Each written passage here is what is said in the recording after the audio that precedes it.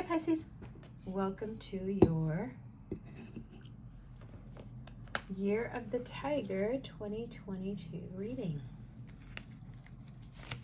So, starting on January 11th and moving all the way until May, you have Jupiter in your sign. Congrats.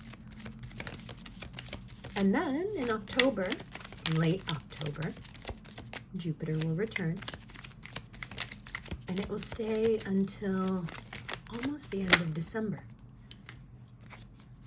The rest of the time, Jupiter will be in Aries. Already moving on. Two of Swords, Queen of Wands, Page of Cups, the Empress and the Star. That sounds about right. So let's look first of all at what's in front of us before we continue with the astrology. Now,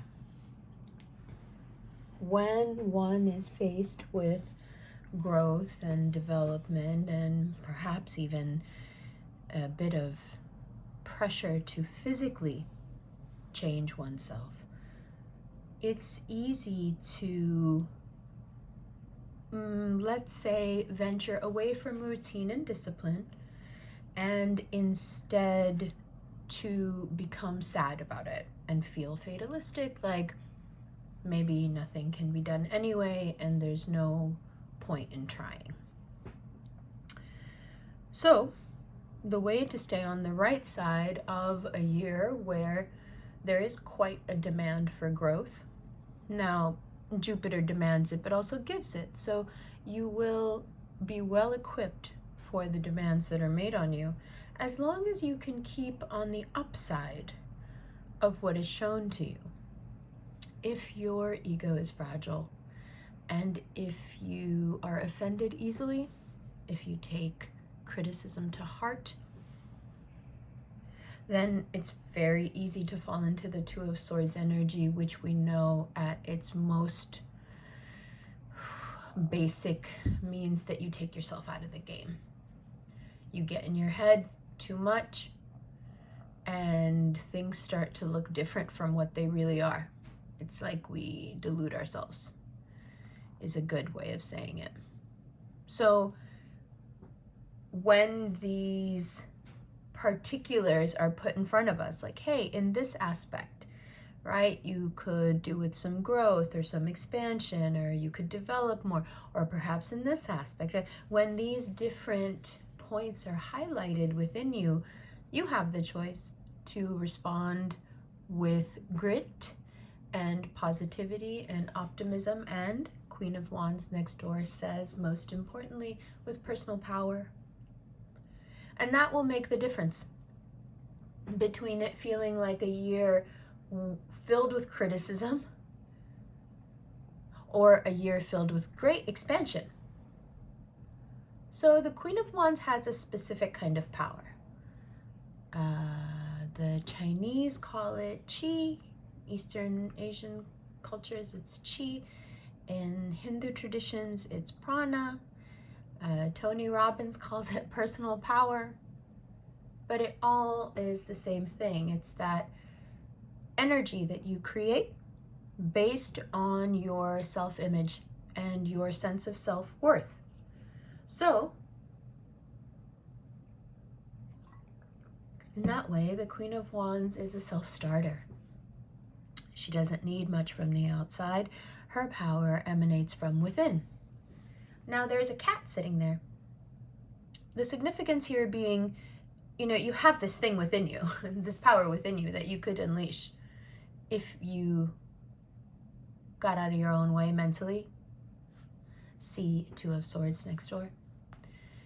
And if you were to get out of your way mentally and you were to proverbially let this cat out of the bag, the cat being your power, your intentionality, your really strong will, if you were to use it and channel it properly and use it as fuel to take every note that you are given and get to work. If you were to channel it in that way, wow, you can do a lot. Major, major leaps forward. But what if you were to take such really, kind of formidable power and use it to be offended at that which is shown to you? It would make a big difference in the end result, right? It would make a big difference in how much you evolve and how much better you get. In the moment, it might feel good to tell someone to go, F themselves because they're pointing something out. But what if you were to see them as just a messenger of Jupiter trying to point something out before it expands the wrong thing? Then that person would become helpful and perhaps even valued. And oftentimes, you do have an issue with choosing the right people to value. It is easy to ingratiate yourself with a Pisces if you tell them the things they need to hear. Yeah. Don't take it the wrong way. It's just that now you have the chance to really develop a much more discerning sense, of who's good for you and who's not. So use it that way. Now, Page of Cups. It is your time. It is your time to be up on stage and feel new and come with the new ideas and the bold new beginnings. It is your time to really shine in that futuristic thinking way that you always have, but right now even more so. It seems like people are catching up. You've always been this way, but now people are starting to see it for what it is. So instead of seeing it as strange, they're starting to see it as visionary, and you just being really far ahead. That's nice. It's nice to take the stage and not have to kind of throw your rebellion in everybody's face because they just don't understand you and your creativity, your spirit. It feels a lot better when people see it, appreciate it, have grown to appreciate it perhaps through knowing you, and you can be admired and congratulated instead of and respected and kind of people are waiting to hear what you say next. That's much better than constantly feeling like you have to prove yourself. And that's one of the big shifts this year, is that people finally start to give you your due as far as being a visionary, as far as being uncompromising, where in the past that might have seemed like a huge liability. Now it's like people are waking up to how very genuine and authentic that makes you and your work. So things that before might have seemed problematic or, let's say, troublesome to them now become huge selling points. So that'll take a little getting used to. It's not always easy to watch the people who it seemed were purposefully misunderstanding you to now be in the crowd adoring you. That takes a little getting used to, but you can do it. And, it's part of the job of being on stage. So maybe see it that way. Now, the really cool thing about taking the stage, and the Empress I feel really personifies that here, is that there is a deep sense of satisfaction.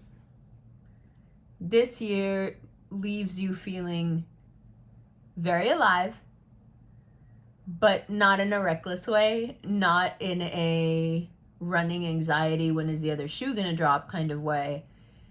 No, you're deeply, deeply satisfied. You're happy. You feel content. You feel not necessarily grounded. That's not your thing.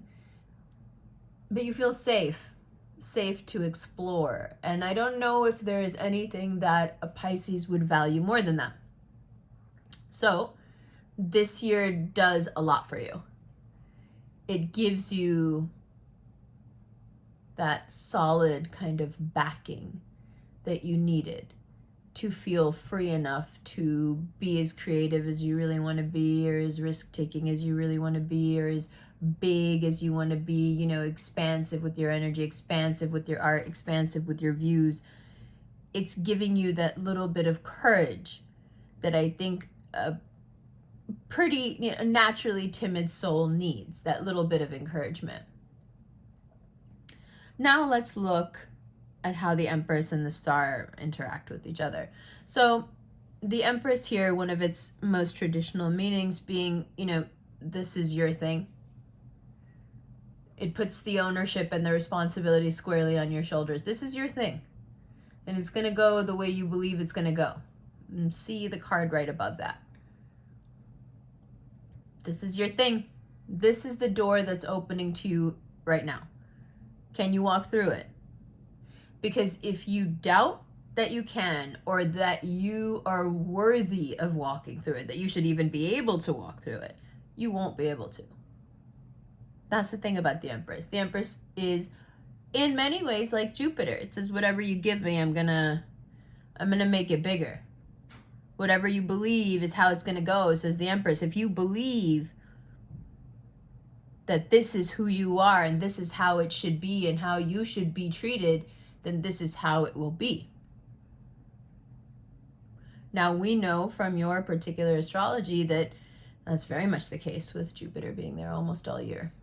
And then Jupiter being in your, you know, right in front of you there in Aries. So for those of you who are Pisces rising, then that puts Jupiter in your house of money. Big deal, right? So you're going from win to win, from strength to strength. And I want you to remember that, especially when things seem a little too personal, right? The criticisms are hitting a little too close. Remember that you're going from strength to strength. There's nothing in this year about you having to suffer like these big blows or losses. This is about consolidating what you have so far, using it to fuel the fire within, using it to really rebrand yourself in many ways and settle your soul inside. This kind of flightiness of the soul, right? This weariness of like, I don't know if I'm safe, I don't know if I can trust. The Empress says that goes away when you learn to truly trust yourself. And you learn to truly trust yourself when you allow yourself to be as big as you really are. And you don't allow yourself to do the things that you have done in the past to keep yourself small. You know, these are the larger themes that Jupiter wants to explore with you, and it's going to come out in all these different ways. But if you look at the bottom of the deck here, I think you have a very good idea of what the overarching theme is. See, those 9 cups need to be filled. Now, whether or not he knows that, whether he knows they're already filled and he's sitting there being satisfied, or he's sitting there completely satisfied, not understanding that they're empty and that his satisfaction is empty, he's guarding empty cups, that really does depend on where you particularly are. What's your particular relationship with this Jupiter energy? Look at him. He's Jupiter all the way through. Which one is it? You're the only one that knows. You're the only one that knows if you're guarding cups that have been empty for a very long time and no one can even get close to them to fill them up, not even you. Or if your cups are completely full and you are loving everything and you are guarding them, vehemently protecting them, right? Protective of them. Only you know which side of the coin you're on. But that's what it boils down to. That's what Jupiter ends up getting into with you, into the muck, into the feelings. Yes, you have all these feelings, but are they translating into these cups being filled? Or are those cups of your self-satisfaction and your sense of worth, can those cups only be filled by the external, by somebody else? Now, let's look at that star card. From the 7th of April to the 17th of April, you have this Jupiter-Neptune conjunction. And it's like a new person just pops up. You know, you'll see it in your skin, you'll see it in your hair, you'll see it in your thinking, you'll see it in your luck changing, you'll see it all around you. And the only thing that you have to do is stay grounded or as close as you can get and not escape into fantasy. When things start to go really, really well, you need to stay present where you are. Don't go running off into some delusion or some daydream. That's really important. Stay in the reality, because the reality is enough like a daydream anyway. Stay with it. It's important that you are present through the best moments of your life right now, instead of running off somewhere to enjoy some other version of it that you've created that you think is safer or more perfect. You're not doing yourself any favors by doing that. Okay? You need to engage with life and the world around you. And that conjunction is going to give you a great opening to this new you that can do those things, that wants to do those things. So don't fight it. Don't try to, pull backwards. Okay.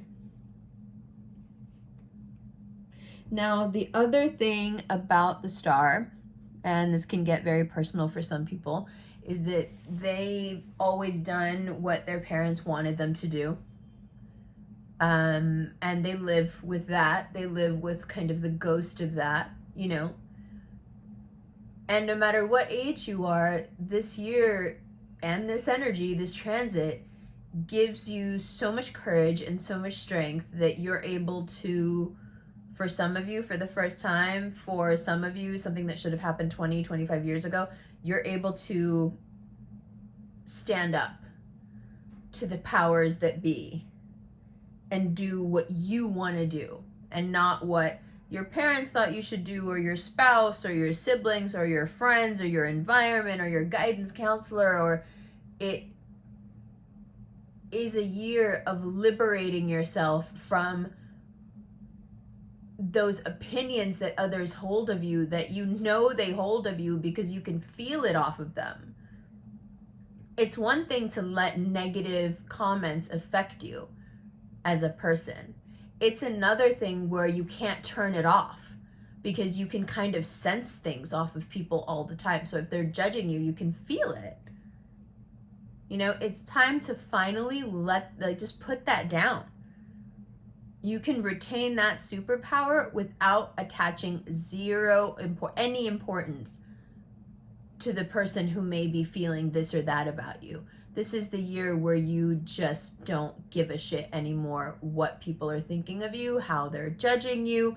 You just want to do what you want to do, instead of what you were perhaps made to do, or what you were expected to do, or what was the most praised behavior. So you just kept going with that. You get to put all of that aside and genuinely choose a new direction and be who you want to be, or do what you want to do. Now, you can see when there are such huge choices coming up this year, it's important for you not to do what you're doing at the beginning of the year, which is just shooting yourself in the foot. It's important to not overthink this. It's important to not get in your head about it, and it's important not to somehow make this into something to be insecure about. These are all different games that your brain is playing with you, because your ego knows that it will lose its hold on you. If you truly think about it, just logically think about it. If you start doing what you really want to do, okay? Like to the point where it doesn't matter what your parents think or what anyone in your life thinks, anyone important, you just don't care anymore. You just want to do what you want to do. That's so satisfying and so fulfilling that there's not a lot of room for toxic ego in that. There's healthy ego involved in that for sure, but there's not a lot of room for toxicity. So why would your ego want you to do that? it would want you to engage in activity that are hotbeds of toxicity because that's what's going to feed it. Okay? So, doing what you want to do instead of what perhaps has shaped what you did so far, this is one of those ways to tap into this super abundant energy without letting your ego get in the way. It's a way to actually quell your ego and quiet it down. Neutralize it a bit. But then we're still left with this 9 of Cups, right? And the Lovers underneath say, and the Magician underneath that says, and the Moon, this is why I shuffle on camera.